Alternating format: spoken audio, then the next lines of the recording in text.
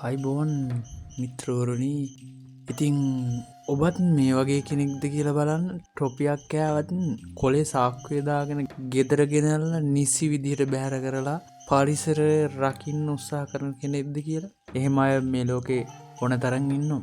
ඒවගේම තමයි වැස්ස දවසට වැඩියෙන්ම ආසාය හැම දවසකටම වැඩිය වැස්ස දවසට තමයි වැඩියෙන් මාස එහෙම කෙනෙක්ද බලන්න. එතකොට ඊළඟ එක තමයි කෘතිම වෙන හුළඟට වැඩිය ෆේකන් ෆෑන් එකෙන් එන හුළඟට වැඩිය ස්වභාවික හුළඟට ආස කරන කෙනෙක් පත්තේම කෙනෙක්ද. ඊළඟට ගේ ඇතුළ ඉන්නට වැඩිය එලිමහනේ ගහක් යට ඉන්න ආස කෙනෙක් යහෙම කෙනෙක්ද.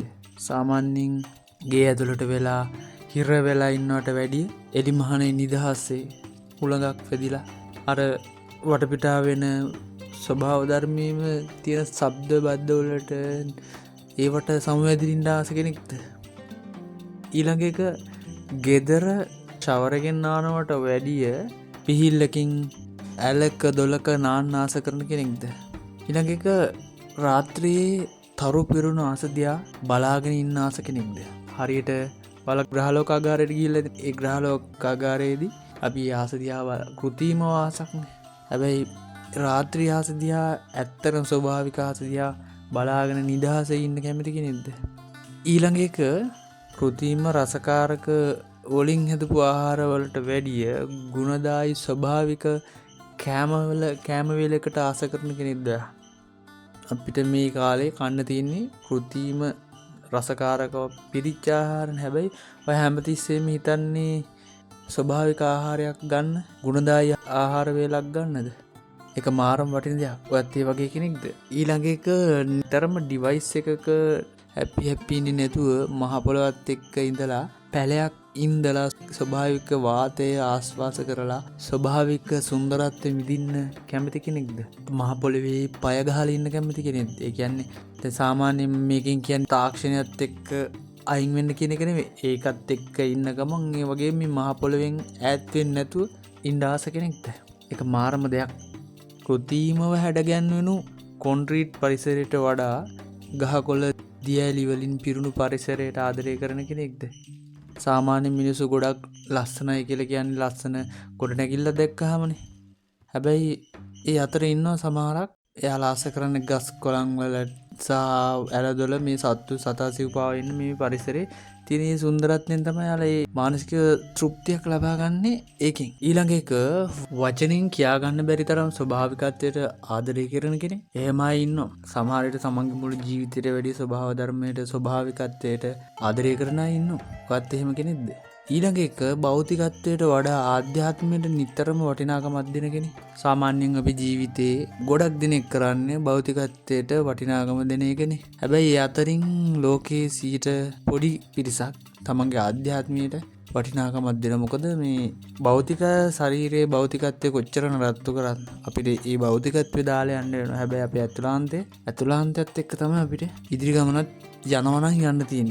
ආධ්‍යාත්මික සුවපත් භාවය නීරෝගී භාවය තමයි බාහිරත් සුවපත් කරන්න හේතු වෙන්නේ. එක තමයි ඇත්ත. ඊළඟ එක නිතරම පාඩුවේ සාමකාමීව ඉන්න උත්සාහ කරනවා එහෙම කෙනෙක්ද. ඇත්තරම අපි දැකල තියෙනවා ගොඩක් මිනිස්සු කලාකාරීව සමාජ ගොඩක් දේවල් එක් හැප්පිය රණ්ඩුවවී හැසිරෙන මිනිස්සු අතර සාමකාමයෝ තමන්ගේ පාඩුවේ ඔහේ ඉන්න උත්සාහ කරන අයින්න. එයාලා මම හිතන්නේ අපි දන්නේ නැතුනාට සෑහෙන ගැඹුරක ඉන්න අය. ඊළඟ එක තමන් නිපදුන මවබිමට ජාතියට ආගමට ඉතිහාසයට නොසෙල්ලෙන ගෞරවයක් ආදරයක් දක්වන කෙනෙ. මේ කාරණාව ඔබ තුළ තියෙනවද. ඔබ විශිෂ්ටයි. මනුෂ්‍යත්වයට සතුන්ට මාරම විදිහට ආදරය ගෞරවය ඇති කෙනෙක්. සාමාන්‍ය මනුෂ්‍යත්වය අද ගිලිහිල යන කාලයක්නේ. ඒ මනුෂ්‍යත්වය ගිලිහිල යනව කියන්නේ අනිත් සත්‍යයන් කොහොමත් ආදරයක් දක්වන්නේ නෑනේ. ඒ අතර මනුෂ්‍යත්වය පිරිච්ච උතු මනුෂ්‍යෙක්ද ඔබ. ඔබ ඇතුලාන්ත එහෙම ගුණයක් තියෙනවද. වචනය පරිසමාප්තර්ථයෙන්ම අවංගකම හදවත පතුලේම ඇති කෙනෙක්ද.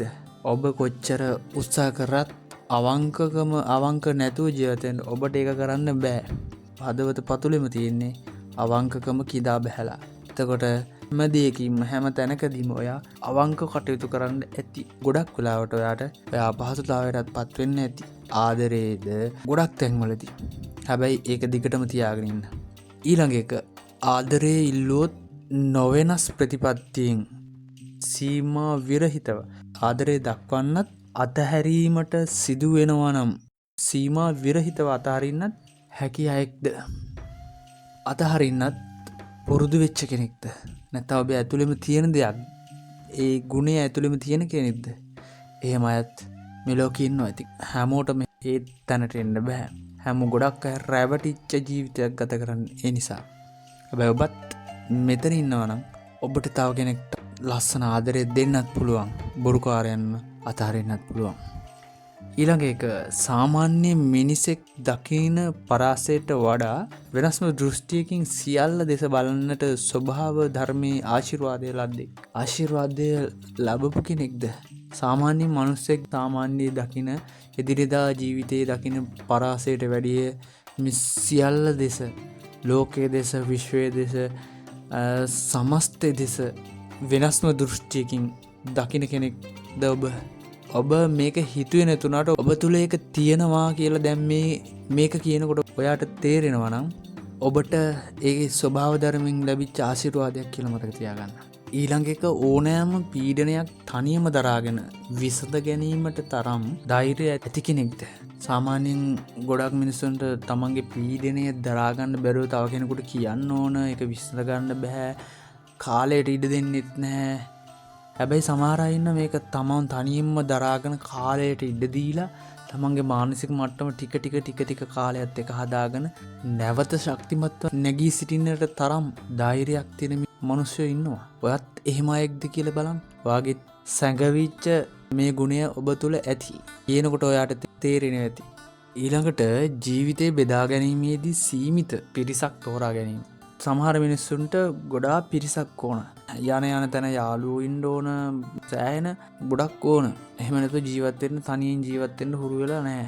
එම තමයි සමාජයේ තාඩන වීඩන වලටත් ලක් වෙනවා, වංචාවලට, හොරකම් මරකම් වලට, මත්ද්‍රව්‍ය වලට මේ හැම දෙයකටම හුරු වෙනවා. මේවට අහු වෙන්නේ මේ අයම තමයි.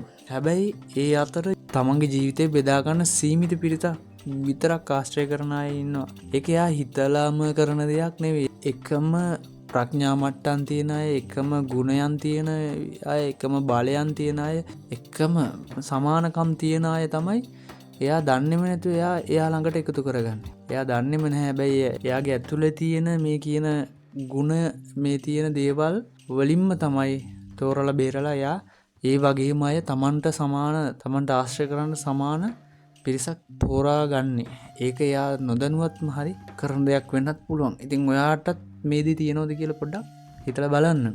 ඊළඟ එක ලෝකේ බොහෝමයක් ඇත්තේ රංගපෑම් බව තේරුම් අරගෙන රංගපෑම් දෙස බලා සිටින අපූර්ව ප්‍රේක්ෂකයෙක් බවට පත් වූ ලෝ වඩාත්ම දුර්ලභ පෞරුෂත්වයක් හිමි විශිෂ්ටයෙක් ද ඔබ.